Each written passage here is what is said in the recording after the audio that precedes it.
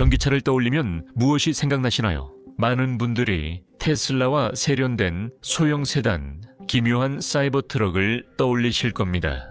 예전에 본 토요타 프리우스, 닛산 리프 등 전기차나 하이브리드차 또는 폭스바겐, 슈코다, 아우디, 피아트, 리비안이 떠오를 수 있겠죠. 이런 흐름은 계속되고 있습니다. 전기차는 화석 연료에서 벗어나려는 세계적 변화에 눈에 띄는 부분이 되었고 도로와 여러 곳에서 쉽게 볼 수 있습니다. 충전소가 바로 옆에 있어서 언제든 사용할 수 있는 멋진 주차 공간을 자랑스럽게 차지하고 있는 사람들이죠. 하지만 미국이나 유럽의 자동차가 떠오른다면 전기차 산업의 또 다른 한 면을 놓치고 계셨을지도 모릅니다. 여러분이 좋아하는 전기차 제조사가 아니더라도 이 도시 최대 딜러십은 중국 전기차 산업 딜러십일 것입니다. 현대의 디자인과 제조의 거인인 중국은 전 세계 다른 모든 나라를 합친 것보다 더 많은 전기차를 생산하고 있습니다. 중국은 글로벌 서구권이 경쟁할 준비조차 되어 있지 않은 분야에서 시장을 장악하고 있습니다. 중국은 자신이 하는 일에 너무나 능숙해서 완전히 압도해버립니다. 포드, 토요타, 폭스바겐 등과 같은 자동차 제조사들이 완전히 밀려난 가운데 이것이 바로 중국의 엄청난 전기차 산업입니다. 이 산업은 너무나 거대하고 탐욕스러워서 결국에는 막을 수 없을지도 모릅니다. 현대 역사에서 전기차에 비교적 늦게 집중한 국가지만 전기차 개념은 오랫동안 중국의 야망에 포함돼 있었습니다. 1960년대에 마오쩌둥 시대 경제 계획가들은 전기 자전거 산업 구축을 추진했습니다. 이 아이디어는 1980년대에 부활을 시도했지만 실패했고 21세기 초에 성장했습니다. 이것은 주로 혼잡, 오염, 그리고 내재된 위험을 줄이기 위한 시도였습니다. 중국에서 휘발유 오토바이가 널리 쓰이던 중 전기 자전거로의 전환이 빠르게 진행돼 2005년 한 해 에만 100만 대 이상의 전기 자전거가 판매됐습니다. 미국 에너지부에 따르면 미국 소비자는 연간 전기 자전거를 100만 대만 샀습니다. 22년 만에 처음으로 중국이 그 수치의 10배를 기록한 지 17년이 지난 지금의 일입니다. 당시 중국 전기 자전거 산업은 이미 빠르게 다양화되어 수백 가지 모델이 판매되고 있었습니다. 그리고 충전을 위해 필요한 것은 단순한 벽면 콘센트뿐이었고 별도의 충전소는 필요하지 않았습니다. 같은 시기 중국의 스쿠터 배터리는 이미 가솔린 스쿠터와 직접 경쟁할 수 있을 정도였고 불편할 정도로 크지도 않았습니다. 더 좋은 점은 이 배터리들은 도시의 부유한 주민들뿐만 아니라 가난한 도시 거주자들과 시골 마을 주민들에게도 충분히 저렴했다는 것입니다. 중국의 전기차 산업은 단순히 전기 자전거에만 국한된 것이 아니며 진정한 글로벌 수익원인 전기차로의 전환은 도시에서의 의도적인 사회개혁보다는 뒤처진 것을 따라잡으려는 시도의 결과였습니다. 중국도 2000년대 초반에 자동차 산업이 있었습니다. 하지만 중국은 자동차를 빠르게 대량 생산했음에도 글로벌 시장 경쟁력을 갖출 기회를 놓쳤습니다. 중국 자동차는 국제적으로 덜 알려져 닛산, 쉐보레와 함께 딜러십을 열지 못했습니다. 중국 자동차는 고급 시장에서 BMW나 메르세데스 벤츠와 경쟁할 만한 품질도 아니었습니다. 그리고 다른 국제 자동차 제조사들보다 단순히 가격을 낮춰서 경쟁할 수도 없었습니다. 전통 내연기관 자동차 분야는 중국이 따라잡기 어려웠지만 전기차 산업에서는 이제 흥미로운 가능성이 열리기 시작했습니다. 중국이 늦게 시작한 점이 오히려 장점이었습니다. 미국과 동아시아에서는 크라이슬러, 포드, 토요타, 닛산 등이 소비자에게 맞는 전기차 개발에 밤낮 없이 힘쓰는 모습을 봤습니다. 하지만 이 문제는 미국에서 정치적 이슈가 되었고 하이브리드와 전기차 관심도 급격히 감소했습니다. 휘발유는 저렴했고 경제도 좋았으며 최고 전기차도 주행거리가 100마일 미만이었습니다. 유럽, 일본 그리고 다른 주요 자동차 시장에서는 여전히 전기차에 대한 관심이 있었지만 그곳 소비자들은 동네를 돌아다니거나 가까운 도시에 갈 때 사용할 수 있는 저주행거리, 저속 차량을 원했습니다. 하지만 전국 장거리 여행에는 쓰고 싶지 않았을 겁니다. 유망한 비전통 차량은 토요타 프리우스, 혼다 인사이트 같은 하이브리드가 대부분이었습니다. 이들은 내연기관에 일부 의존했지만 소비자와 제조사 모두에게 신뢰받는 안전한 선택이었습니다. 여전히 세계가 전기차로 완전히 전환할 준비가 안 됐다고 우려했습니다. 이로 인해 중국에 큰 기회가 생겼습니다. 중국이 세계가 집중하고 있던 내연기관 차량과 하이브리드 차량에서는 패배를 인정할 수 있다면 그 순간에는 모두가 간과하고 있던 부분으로 방향을 전환할 수 있었습니다. 그때로부터 불과 몇 년밖에 남지 않았던 완전 전기차였습니다. 중국은 자국 내에서 시장 수요를 조정하고 조작할 수 있는 능력이 있기 때문에 미국 같은 나라에 비해 국내에서 전기차로의 전환을 훨씬 더 쉽게 이룰 수 있었습니다. 또한 중국이 빠르게 성장하는 경제를 바탕으로 연구 개발에 일찍 투자한다면 단순히 전기차를 준비하는 데 그치지 않고 미국, 일본, 유럽보다 더 정교하고 우수한 전기차를 갖추게 됩니다.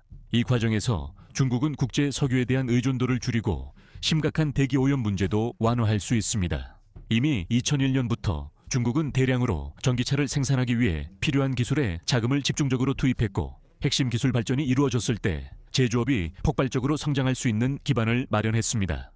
이 과정은 중국에게 결코 빠르거나 쉬운 일이 아니었지만 여러 번의 뜻밖의 행운이 있었습니다. 이 과정을 돕기 위해 그리고 연구와 제조에서 갖고 있는 고유한 강점을 바탕으로 중국은 어쨌든 빠르게 발전했습니다. 2007년 아우디에서 10년 경력을 쌓은 자동차 엔지니어가 테슬라 2008 년형 로드스터를 직접 테스트한 경력도 있었습니다. 그는 중국 과학기술부 장관이 되었습니다.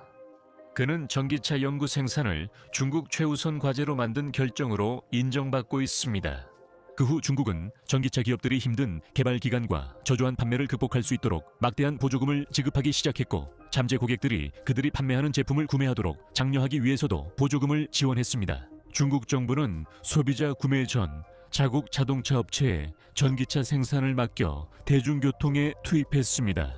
대도시에서는 전기차 구매자에게 차량 번호판 규제가 면제되었습니다. 각 도시는 기술 확산을 위해 자체 시범 프로그램을 운영하며 가장 큰 지역적 성공을 위한 방법을 선택했습니다. 중국 내외 모든 자동차 제조업체가 원하면 같은 보조금과 지원 패키지를 이용할 수 있었습니다. 특히 테슬라는 적극적으로 유치되었고 그 전략은 효과를 발휘했습니다. 테슬라는 2019년 상하이에 첫 기가팩토리를 1년 만에 세우고 현재 테슬라 차량의 약 절반을 그곳에서 생산합니다. 중국 산업은 그동안 테슬라 기준에 맞추거나 더 높여야 했습니다. 이제는 테슬라가 중국 전기차 업체들과 보조를 맞추기 위해 노력해야 할 정도가 되었고 그 반대가 아닙니다. 기술도 산업 발전과 함께 빠르게 진보했습니다. 중국은 안전하고 저렴한 리튬 인산철 배터리를 선도해왔습니다. 한때 리튬 니켈, 망간 코발트 배터리는 단점이 있었고 전 세계 전기차 개발에 주로 사용됐습니다. 하지만 요즘 중국 배터리 기업들이 기술 장벽을 넘었습니다. 중국은 코발트, 흑연 등 배터리 부품의 전 세계 정제소 대부분을 동시에 통제하고 있습니다. 제조 측면에서 중국은 생산 라인의 자동화와 설계 및 제조 공정의 디지털화에 전력을 다해 투자해 왔습니다. 그리고 첨단 기술과 관련된 다양한 기능에 있어서도 중국이 선두를 달리고 있습니다. 자율주행 기능, 복잡한 음성 제어, 그리고 사용자 경험을 창출하는 기타 요소들을 적극적으로 도입하고 있습니다. 서구 자동차 제조업체들이 제공하는 최고의 기술과 견줄만하며 이는 전기차뿐만 아니라 모든 서구 자동차와 비교해도 마찬가지입니다. 이제 중국의 전기차 산업이 전반적으로 매우 인상적인 것은 분명하지만 우리도 현실적인 부분을 짚고 넘어가야 합니다. 또한 중국 전기차 산업을 이끌어온 차량과 기업들을 더 자세히 살펴봐야 합니다. 이 주제에 대해 모두 다루기에는 이야기할 것이 너무 많아서 합리적인 분량으로 전체를 다루기는 어렵습니다. 그래서 모든 내용을 다 나열하기보다는 주요 업체들에 대해 먼저 이야기하겠습니다. 중국 최대 자동차 제조업체는 BYD입니다. BYD는 처음 설립될 때는 아무 의미 없는 이름이었지만 최근에는 Build Your Dreams라는 풀네임으로 사용되고 있습니다. 23의 끝인가요? BYD는 세계에서 전기차를 가장 많이 판매한 업체였습니다. 테슬라는 최초로 600만 대 전기차를 생산했으며 세계에서 세 번째로 가치 있는 자동차 제조업체가 되었습니다.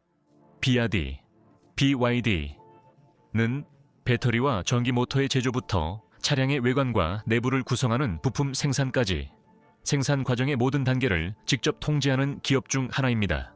컴퓨터 칩과 배터리용 리튬도 직접 관리합니다. BYD는 최근 중국에서 큰 인기를 얻으며 고급 오프로드 등 특화 브랜드도 출시했습니다. 비아디 차량은 유럽에서 전기차, 내연기관차와 경쟁하며 호주, 브라질에서도 인기가 있습니다. 비아디는 다양한 인기 자동차를 제공하고 있습니다. 하지만 그 중에서도 단연 가장 인기가 많은 것은 친+, 킨+와 송+, 전기차 라인입니다. 두 차량 모두 기존 내연기관 자동차를 기반으로 한 모델이지만 전기차 버전 역시 큰 인기를 얻는데 전혀 지장이 없었습니다. 최신 친+는 600km에 373마일, 주행 가능하며 송+는 이보다 더 멀리 갑니다. 그리고 돌핀이라는 해치백 차량도 있는데 이 차는 중국에서 패밀리 소형차로 거의 어디서나 볼 수 있을 정도로 널리 퍼져 있습니다. 돌핀은 최신 인포테인먼트 시스템과 340km 주행거리를 자랑합니다. 최근에는 유럽, 오세아니아, 브라질, 일본, 남아프리카, 동남아시아에도 출시됐습니다. 오토 테리 SUV의 실내는 피트니스짐을 연상시키는 스타일로 디자인되었습니다. 표준 모델은 130km, 267마일 주행이 가능합니다. BYD 브랜드에서 가장 인상적인 건 고성능 슈퍼쿠페 전기차 양왕 U9입니다. 2023년 4월 처음 공개된 이 차량은 유명 디자이너 볼프강 에거가 개발했으며 2024년 8월에 본격 생산을 시작했습니다. 이 차량의 성능 사양은 매우 인상적입니다. U9은 내정이 모터로 1000마력을 내며 0-60마일을 2.36초에 주파합니다. 또한 시속 309km, 192마일로 주행한 기록도 있습니다. 이 차량의 BYD 독자 설계 시스템은 고속 주행 중 타이어 펑크시 바퀴 토크를 재분배하며 다양한 대처 방안을 제공합니다. 네 바퀴가 모두 수축한 뒤 위로 튀어오르는 짧은 수직 점프 기능도 있어 차량과 운전자가 잠시 공중에 뜨는 경험을 할 수 있습니다. 그리고 상하이 자동차 공업 그룹, 유한공사, 즉 이전에 상하이 자동차 공업 회사로 알려진 샹하이 오토모티브 인더스트리 코퍼레이션 모터가 있습니다. 이 회사는 중국 4대 국영 자동차 제조사 중 가장 큰 기업입니다. 세이씨는 전기 하이브리드 차량 부문 세계 3위 순수 전기차 제조 부문 세계 2위입니다.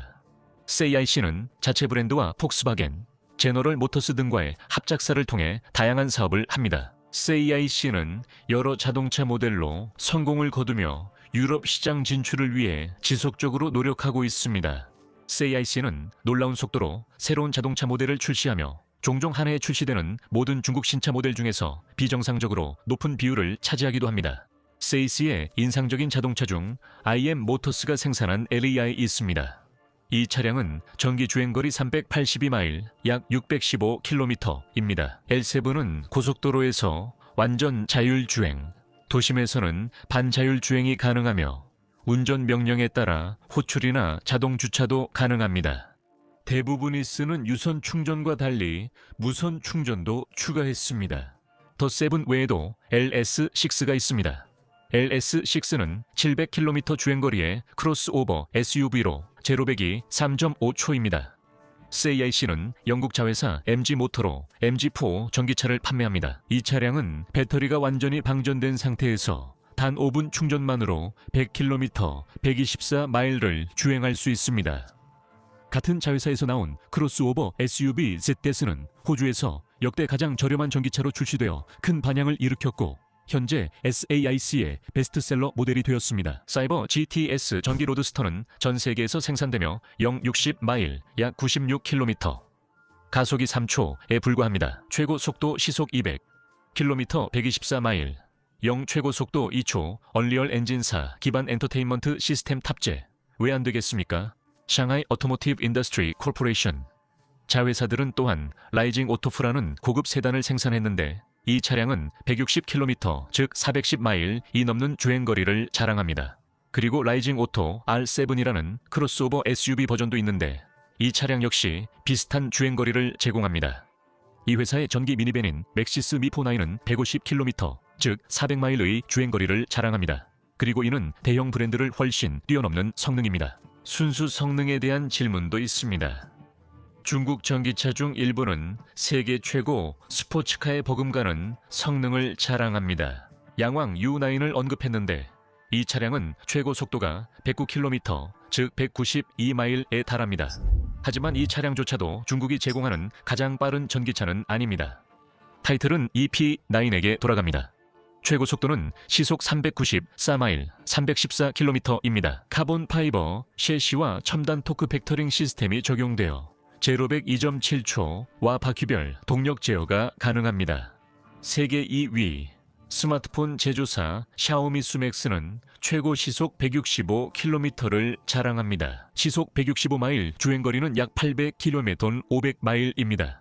반면 하이퍼 SSR은 최고 속도 시속 155마일로 제한됩니다. 이 차량은 1200마력, 엔진 시저도여 505km 주행거리를 자랑합니다. 하지만 이것도 중국 전기차 산업의 진정한 범위를 과소평가한 것입니다. 사실 우리가 가족용 승용차를 넘어서면 중국이 국제적으로 얼마나 압도적인 지배력을 갖추었는지가 더욱 분명해집니다. 중국이 전 세계 전기버스 대부분을 공급하며 BYD는 이미 10만 대 이상의 전기버스를 세계에 보급했습니다. B12 2인승, B18, K11 굴절형 모델 등이 포함됩니다. 지리 회사는 시내버스와 관광버스를 모두 생산하고 있으며 상하이 자동차, 샹하이 오토모티브 인더스트리 코퍼레이션 도 마찬가지로 중국 전역에서 사용되는 여러 종류의 전기버스와 트롤리버스를 생산하고 있습니다. 전반적으로 중국 제조업체들은 전 세계 전기버스 보유량의 5% 이상을 차지하고 있으며 이 수치는 당분간 변하지 않을 것으로 보입니다. 중국 기업들은 곧 전기식도로 청소차, 쓰레기 수거차, 광산 트럭, 각종 박스 트럭, 패널밴, 런던 블랙캡 택시까지 생산할 예정입니다. 전기 자전거 산업도 계속 성장해 2023년 약 400만 대가 팔린 것으로 추정됩니다. 그리고 이 수치는 앞으로 몇 년 동안 계속 증가할 것으로 예상됩니다. 몇 년 동안요. 국내에서 테슬라와 일부 독일 브랜드를 빼면 외국 자동차 브랜드는 의미가 없으며 국내 전기차 제조업체들이 시장을 완전히 장악했습니다. 2020년대 중국 전기차 산업은 세계 최대입니다. 전 세계에서 판매되는 전기차 3대 중 2대는 중국 기업이 생산하며 전기차 배터리의 4분의 3 이상 이 중국 공장에서 나옵니다. 2020년부터 2023년까지 중국 전기차 수출이 800% 늘었습니다. 그리고 오늘날 미국, 일본, 유럽 기업들이 신차 모델을 3개 출시할 때마다 중국은 4개를 출시합니다. 전기 배터리 연구 논문의 65%가 중국에서 나오고 미국은 12% 미만입니다. 2024년 중국 조립 라인에서 전기차 생산량이 1100만 대로 2023년보다 110만 대 늘어날 전망입니다. 중국은 이 산업에서 놀라운 성과를 내며 모든 지표에서 세계를 이끌고 세계 자동차 산업을 영원히 변화시키고 있습니다. 하지만 중국의 전기차 산업이 이렇게 놀라운 힘을 가지고 있음에도 불구하고 여전히 발전 중이라는 점을 이해하는 것이 매우 중요합니다. 중국의 자동차 제조업체들은 여전히 모든 틈새 시장을 찾아내기 위해 밤낮 없이 노력하고 있으며 경쟁업체를 넘어서는 성능 지표를 달성하고 자국 제품이 세계 무대에서 결코 무시할 수 없는 수준에 이르도록 밀어붙이고 있습니다. 하지만 일부 분야에서는 중국의 전기차가 내연기관 차량과 비교해 아직 크게 뒤처져 있는 것도 사실입니다. 예를 들면 중국 전기 픽업 트럭 대부분은 적재 능력이 매우 부족합니다. 10년 전 중국의 전기차 산업을 보고 완성된 제품이라고 평가했다면 그건 잘못된 판단이었을 겁니다. 지금도 마찬가지입니다. 지금은 여러 가지를 시도하며 무엇이 통하는지 확인하는 시기인 것 같습니다. 하지만 중국의 접근 방식은 대규모 혁신이라는 단순한 수학적 원리에 바탕을 두고 있습니다. 많은 기업이 다양한 목표로 충분한 재정산업 지원을 받으며 일하라는 것입니다. 그리고 2024년에는 발전이 조만간 이루어질 수밖에 없습니다. 중국의 전기차 생산 및 판매율이 눈에 띄게 감소한 것도 분명 무시할 수 없는 일입니다. 일부는 이 감소를 중국 전기차 우위 종료의 신호로 봅니다. 그것은 단순히 시기상조입니다. 중국의 전기차 산업은 적어도 다른 나라들만큼 소비자에게 좌우되지 않습니다. 중국이 경제적으로 어려운 시기로 접어들고 있는 것처럼 보이지만 전기차 산업은 여전히 최우선 과제로 남아 있습니다. 그리고 전기차 산업은 거의 확실하게 국가의 지원을 계속 받을 것입니다. 그것이 의미하는 바는 다음과 같습니다. 실질적으로 중국 전기차 산업의 놀라운 성장세는 미국, 일본, 유럽의 진정한 시험대가 되었습니다. 물론 이들 국가의 전기차도 중국과 충분히 경쟁할 수 있습니다. 지금으로서는 균형이 바뀔 가능성이 있다는 경고 신호가 사방에서 나타나고 있습니다. 예를 들어 중국의 경쟁국들은 전기버스와 대중교통, 전기밴과 상용차 같은 분야에서 상당히 뒤처져 있습니다. 독일 다임러 트럭의 에카스카디아 같은 대형 전기 트럭이 이제 막 시장에 출시되고 있습니다. 미국 평균 전기차 주행거리는 100마일 이하입니다. 가장 유망한 몇몇 장거리 전기차들이 올해에서야 내연기관 차량과 가격이 비슷해지고 있습니다. 한편 중국의 장거리 전기차는 더 다양한 브랜드와 제조사에서 생산되며 더 많은 물량과 낮은 가격에 판매됩니다. 미국, 유럽, 일본의 많은 이들이 중국 전기차에 맞설 서구 주요 기업으로 주목하는 회사가 있습니다. 테슬라는 소비자 기대보다 시장 충성도가 낮습니다. 올여름 테슬라 자동차는 중국 정부 관료들이 처음으로 구매한 외국 전기차 브랜드가 되었으며 이는 우연이 아닙니다. 오늘날 테슬라는 중국이 테슬라에 의존하는 것보다 테슬라가 중국에 더 의존하고 있습니다. 그리고 테슬라의 창립자인 일론 머스크도 마찬가지입니다. 일론 머스크가 중국의 지도자 시진핑과 맺고 있는 친밀한 관계는 이러한 상황이 전개됨에 따라 또 하나의 명백한 증거가 되고 있습니다. 각국 지도자들은 자국 자동차 산업 보호를 위해 중국산 전기차 부상 저지를 압박받고 있습니다. 이러한 압력은 여러 곳에서 정치적 행동을 촉발했습니다. 미국에서 조 바이든 대통령은 중국산 전기차 수입 금지 압력을 받아왔습니다. 그리고 2024년 미국 대통령 행정부는 중국산 전기차가 미국에 미칠 잠재적인 국가 안보 위험에 대한 조사를 시작했습니다. 중국산 전기차가 운전자와 승객들로부터 대량으로 수집할 데이터가 초래할 위험과 인터넷에 연결된 카메라와 센서를 이용해 기록하는 것에 대한 위험이 있습니다. 백악관의 말을 인용하자면 여기에는 미국 인프라에 대한 상세한 정보가 포함됩니다. 주요 우려 사항 중에는 이러한 차량이 원격으로 조종되거나 정지될 가능성, 심지어 중국에서조차 그렇게 될 수 있다는 점, 그리고 이 차량들이 미국의 주요 인프라와 가까이에 있다는 점도 포함되어 있습니다. 미국은 중국산 전기차에 높은 관세를 부과해 소비자들이 경제적 이점을 누릴 수 없게 됐습니다. 하지만 지금도 중국은 이러한 규제를 우회하기 위해 노력하고 있습니다. 멕시코에 공장을 세워 그곳에서 생산된 전기차를 미국으로 직접 보내면 동일한 관세가 적용되지 않도록 하고 있습니다.